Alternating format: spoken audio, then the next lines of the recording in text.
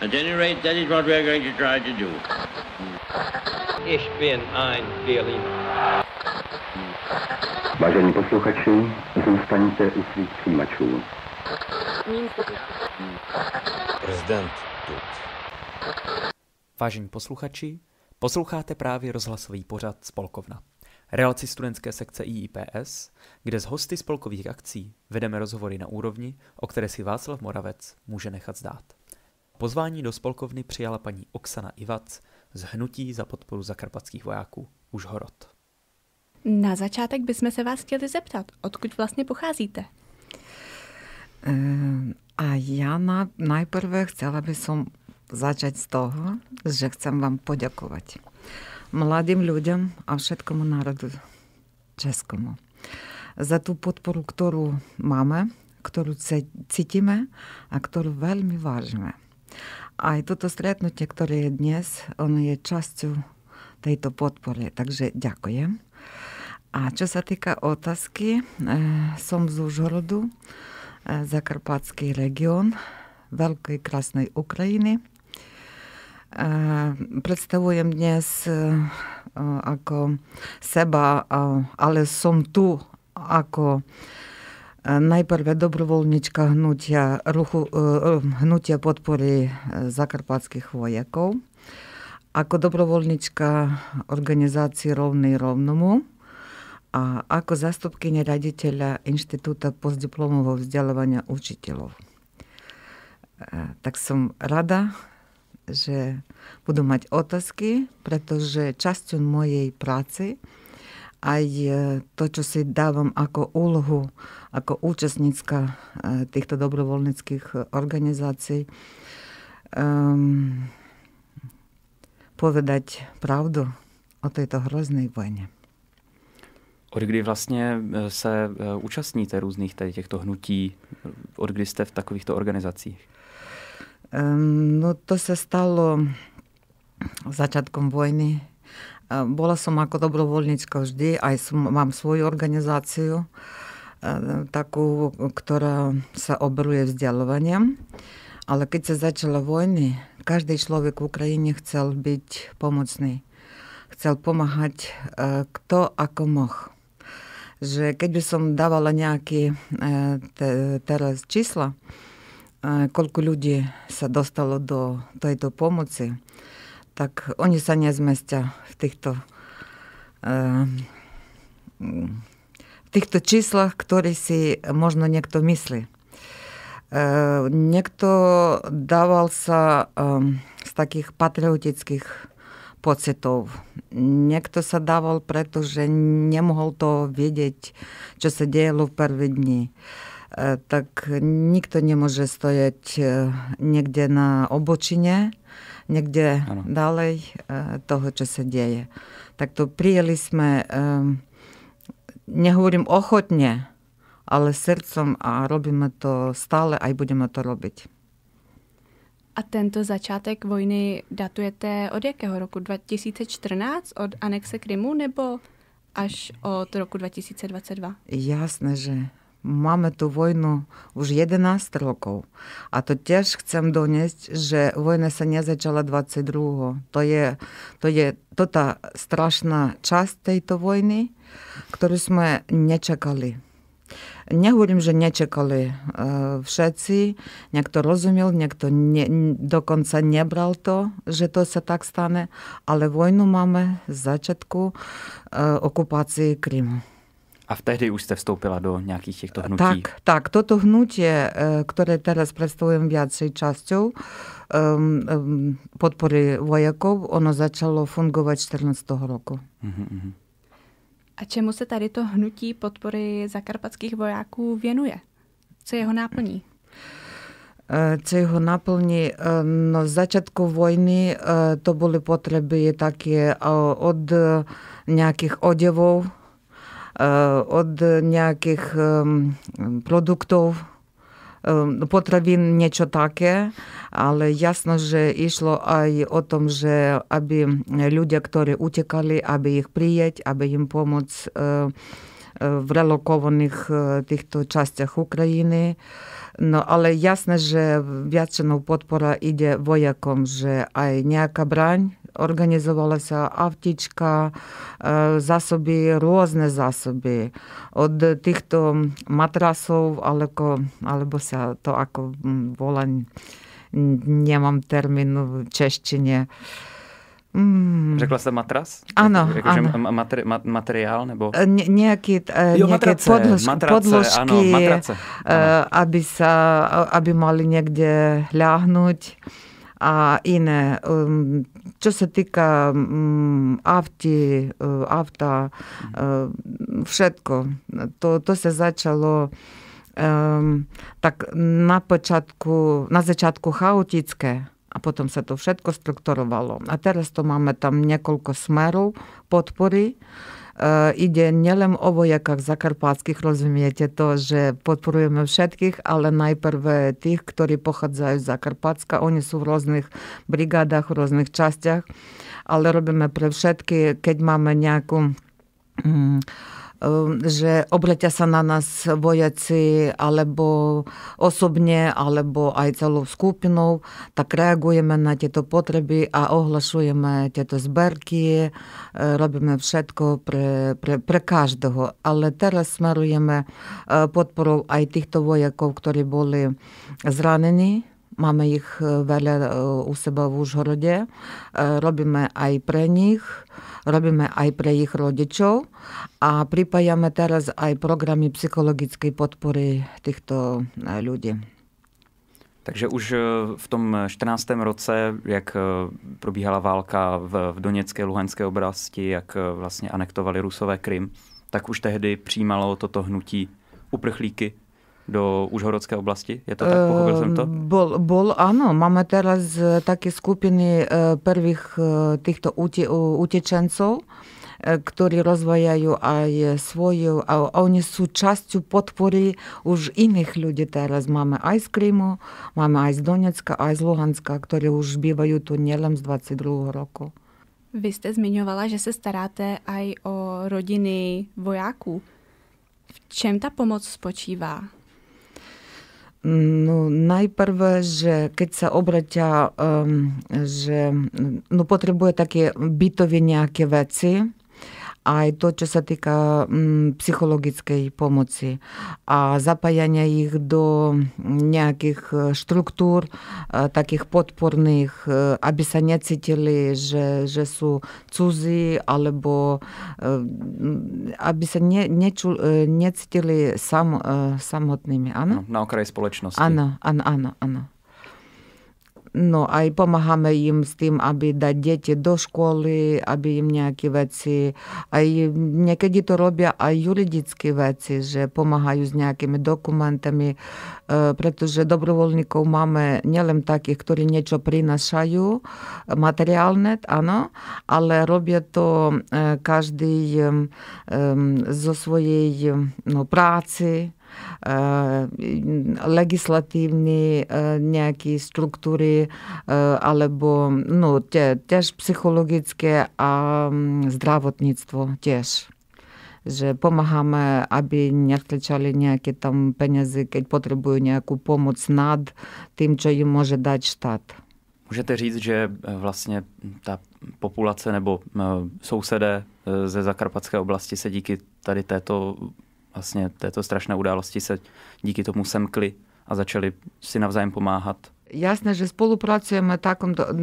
Keď som hovorila o rovný rovnomu, aj hnutie podpory vojakov, aj iné organizácie, že keď robíme zberky, alebo keď máme potrebu od niekoho, tak sa pýtame napríklad, máme nejaké peniaze, ich nám nestačí v našej organizácii, aby sme kúpili toto auto. Tak obratíme sa a spájame tieto peniaze, dajeme dokopy jedno a druhé a kúpime toto autičko spolu. Alebo keď máme takú možnosť, že nikto nám ponúka, a my na teraz nemôžeme to urobiť, tak to sa volá také barter. Máme Starlinky, tam táto organizácia má potrebu v Starlinkách. Tak dávajú im tie Starlinky a oni dávajú pokrývajú tú potrebu, ktorú prosí u inej organizácii, že vymeníme sa tak. Jo, že probíhá spolupráce i mezi těmi organizacemi různými. Jasné, že. Nevždy to tak harmonicky, áno, ale robíme to takto. Ja som nepovedala, že ja ešte dnes ako aj manželka vojaka, že robíme to takto, to je ako osobne taká skúsenosť, že nie všetky sa ľudia alebo vojaky obracajú na organizácii, že mnohí robíme to aj osobne, že ja osobne pre svojho manžela, keď niečo hľadám, tak začínam hľadať medzi rodičmi, že pomáhajú rodiče, že to je tiež také dobrovoľníky, ktorí riešia tieto potreby týchto vojakov. Takže pomoc začíná v nejužších rodinných kruzích. Áno. Pretože rozumieme, že u niekoho je potreba viacša. Tak radšej im dajú tie, kto majú. A my si snažíme sa tak urobiť, aby sme pokryli tieto potreby osobne. Ale musím povedať, že obratím sa tiež na iných. No jasné, že keď sa týka nejakej zbrani, tak to nemôžeme kúpiť, ale kupujeme. Ale nejaké zásoby aj chcem teraz v tejto časti aj poďakovať tomu Centru pre informovanú spoločnosť, že dávajú aj také veci, ktorí pomáhajú tejto zbrani. Že teplokamery nejaké alebo niečo, že mali sme teraz, oni ohlasili zberku, tak sme mali aj takúto pomoc, nejaké svetidla, alebo ak sa to volá. Áno, svetidlo, áno. Svetidlo, áno, že pomáhali nám aj s týmto, osobne mne tiež. Ďakujem. A váš manžel, on je na štábu? No to je ťažko dať odpoveď, pretože nemôžeme rozlešať všetko. Je to tajné, dobře. Ale on pracuje ako aj s personálom, aj branie nebo hovoríme. Jo, takže protivzdušná obrana. Áno, je protivzdušné obranie. Že každý večer majú tieto úlohy, keď vidíte, koľko šachedov, keď jednu noc 286, tak to... Takto sa strelil váš manžel. To robí, áno, to robí aj on a jeho veľmi krásne vojaci. On nie je mladý, a preto snaží sa robiť viacu časť tak, aby nerizikovať týmito mladými ľuďmi. Tak to je výborný velitel. A on už byl, když jste si ho brala, už byl vojákem? Nie, on si dobrovoľník. Teďka po válce? Od júla 22. roku. Jaká je aktuálně situace v Zakarpatské oblasti? Musím povedať, že Zakarpatsko je kraj, ktorý je pod Bohom najobľúbenejší. Myslím, že to tak a máme pokojnejšie. Jasné, že vo všetkých smerách máme pokojnejšie. Jasné, máme poplachy, musíme robiť niečo tak, že aby nerizikovať tými deťmi. Uchovajme sa, keď to máme, ale máme pokojnejšie, čo sa týka porovnania s inými regiónami. Čom je teraz taká osobnosť, taká, no toto taká neexkluzívna vec a charakteristická taká vec, že relokovaných máme veľa nejakých ekonomických štruktúr, vzdelávajúce služby, iné. No jasné, že máme veľa utečencov, že pripájame ich že nepripájame ich, oni sa sami pripájajú, ale ich máme viac teraz, ako sme mali od 14. roku začiatku, že počet meškancov alebo tí, kto žijú teraz v Užhorode, že zvýšil sa na, teraz máme niekoľko 60 000 obyvateľov Užhoroda, ktorí nie sú Zakarpatci. Jo, že tam sú... Bolo aj viac, bolo jasné, že prvý rok sme mali veľa, a teraz máme okolo 60 000 človek, ktorí bývajú v Užhorode, nie Užhorodci. Tak toto nie je problém.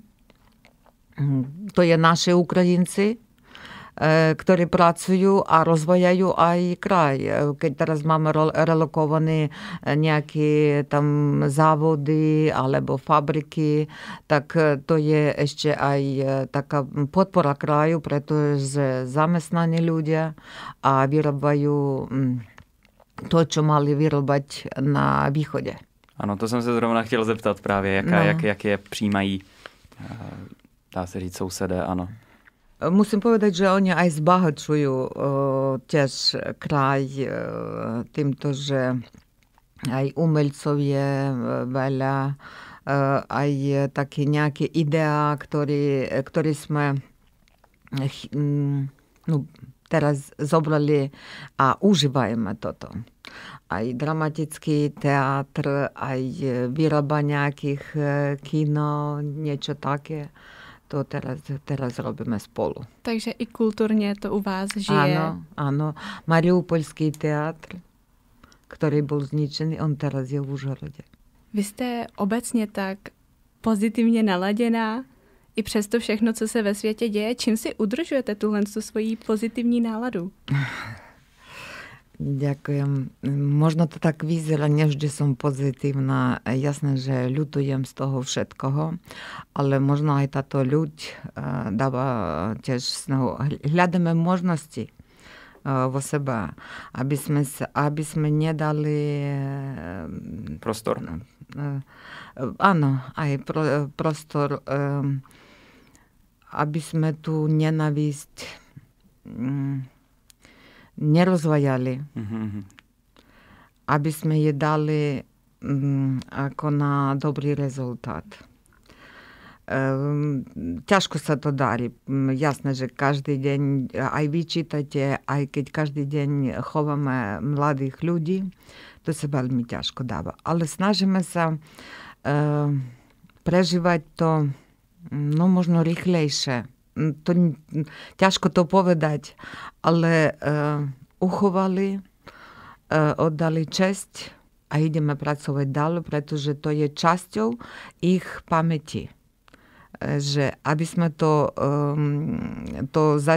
za čo oni stoja, aby sa ono posunulo na lepšie, aby sme to vojnu skončili. Dělá něco takového právě pro ten odkaz těch padlých vojáků i vaše organizace? Víte, jak to myslíme? Jakože starat se o hroby, podpora těch rodin a takové? Jasné. To, a čo sa týka aj pochovania, že ideme všetky, dávame rozhlas, že bude v tomto čase, bude telo tamto, aby ľudia išli, aby o tom znali.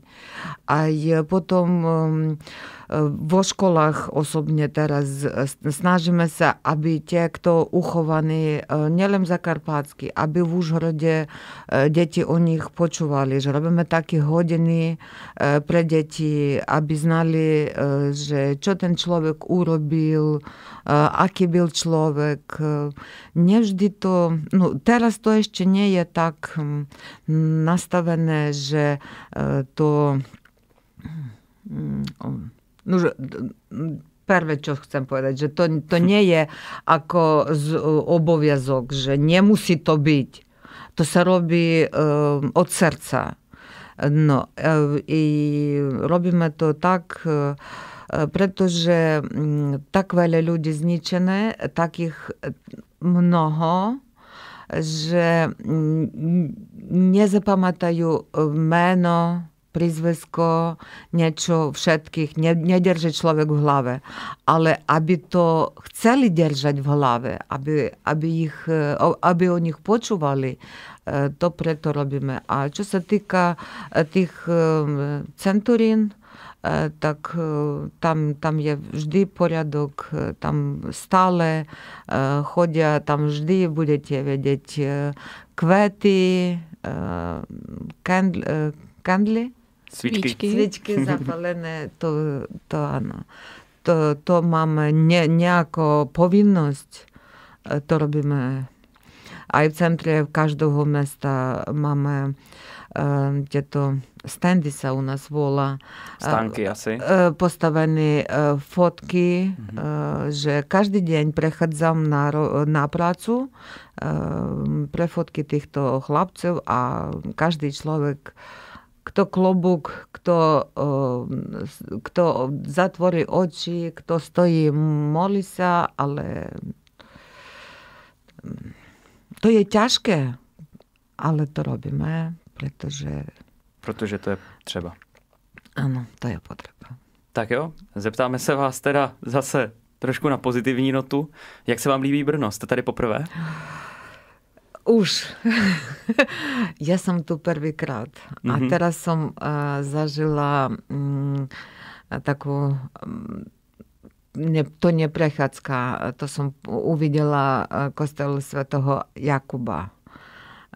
To je, nehovorím, že nevidela v celom svete nic krajšie, ale to je veľmi krásne. No, same Brno, keď som sem dávala, tak hovorili mi, že ty ideš do krásneho mesta. Je mi ľúto, že nemám času, ale Brno je veľmi krásne. Ráno si dala prechádzku, včera večer som dala prechádzku, to, čo som uvidela, to je zaujímavé, to je krásne, to je historicky nenadštené a dýcha. Dýchá historii. Ano. Právě ten kostel svatého Jakuba byl nedávno rekonstruovaný, takže a on je zajímavý tím, že ty vitráže, ta skla, ta okna, nemají žádnou barvu, takže právě je tam čisté světlo, že tam je to takové bílé. To pre mňa bolo prekvapenie, že prvýkrát som videla vitráži bez barvy. To som sa aj opýtala a oni to potom, keď som pozerala túto prednášku, ak sa to volá, prohlídku. Tá prehliadka, to je super. To som hovorila, že aj malé dieťa, keď uvidí to a počúva týchto 8 minút o histórii tohoto kostela, tak on to porozumie a bude mať z toho dobrý pocit. Aj zapamätá si. Teraz som zapamätala aj ja, ale je krásny kostel, áno.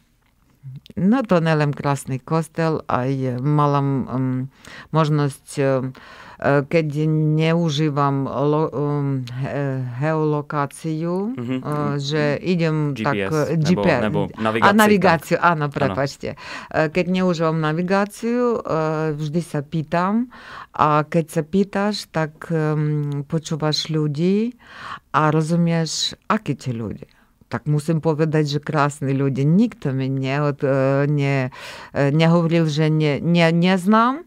Všetky sa snažili, že dajte sa do tej uličky a tam ešte uvidíte toto. Takže to bolo nejakých 40 minút, že zaželám, že môžem hovoriť, že aj Brnčane, áno. Brňané sú krásni ľudia. A co Užhorod? Je taky historické město? To je město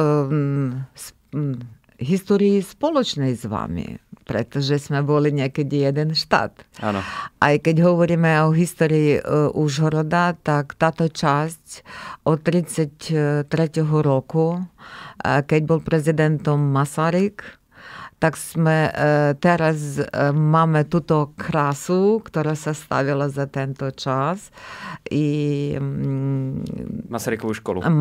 Nielen Masaryková škola, celé nábrežie. Máme celé nábrežie, ktoré bolo od začiatku 33. roku upravené urobené tak, že teraz chodíme a máme z toho radosť. Tak, musím povedať pravdu, že Užhorod nie je taký krásny, ako byl niekedy, pretože moderní budovy, ktoré oni neharmonujú s tým, čo bolo. Asi z doby Sovětského svazu, že? Áno, z doby Sovětského svazu. To, čo sa postavilo pri Sovětskom svaze, ono tak aj vyzerá aj teraz, ale to sa týka aj týchto nových biznesmenov, ktorí niekedy majú len osobný záujem a nemajú záujem pre všetkých občanov. Takže niečo sa zničilo, ale väčšinou sa zachránilo. A naposledy, co teda můžete doporučit v Užhorodě pro potenciální návštěvu? Aha. No, povedám, že keď budete mať 1 hodinu, tak za tú 1 hodinu, keď sa prejdete Malým Halahovom, to sa tak bola taká časť, to by som ponúkla. Ponúkla by som Skansen. Máme veľmi krásnej otvorený, to muzeum pod otvoreným nebom. To je taká, ako i u vás tiež je, ale keď prichádzajú z Čechov kamaráti, hovoria, že to je veľmi krásne. A ja mám rada tam prechádzku po tomuto muzeumu, že vidíte históriu celého Zakarpatska cez túto dedinu, ktorá tam postavená. No, aj umelcov našich. Ja by som ponúkla, že máme krásny muzeum, muzeum umelecký. Na teraz nie je význaný taký termín ako zakarpatský živopis alebo zakarpatská maľba, ale my hovoríme, že je zakarpatská maľba, že poznať, že keď budete pozerať na umelecké výtvary Manajla, Erdeli, takých umelcov našich, že budete rozličať, že to áno, toto malovalo Zakarpatec. Takže nakonec taková pozvánka do zakarpatské oblasti s bohatou historií, že jo, v rámci Uherska, pak Československa, Sovětského svazu a nyní svobodné Ukrajiny. Takže děkujeme vám moc za rozhovor. A já děkujem vám. Přejeme, ať se dáří další spolupráce a pomoc v rámci války na Ukrajině. A hlavně poválečné obnovy. Především. Tak, ďakujem. Pozývame, teraz ešte, keď nie je pokojne, nepozývame, aby sme nerizikovali životom budúcej elity. A dnes si začnem toto stretnutie s mladými ľuďmi z tohoto, že robíme všetko tak, aby sme komunikovali s úvahou na slobodu člověka a slobodu krajiny. Děkujeme vám moc a děkujeme i posluchačům, kteří poslouchali až do konce. Loučíme se. Dovidenia.